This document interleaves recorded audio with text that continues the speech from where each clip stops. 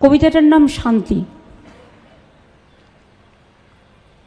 আকাশের একটা ছোট্ট এক টুকরো ফালি দাও, ওটাকে গড়ব এক শান্ত পৃথিবী।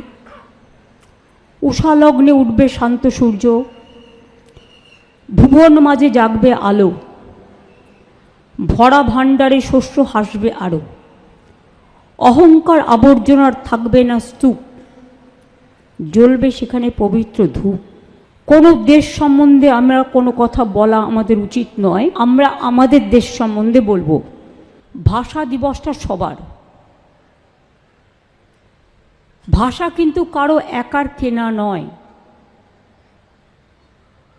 আমি যে ভাষায় কথা বলি সেটা আমার মাতৃভাষা, তার প্রতি আমার একটা সেন্টিমেন্ট থাকবেই। বাংলা ভাষার স্থান হচ্ছে সব ভাষার মধ্যে পঞ্চম স্তম্ভ।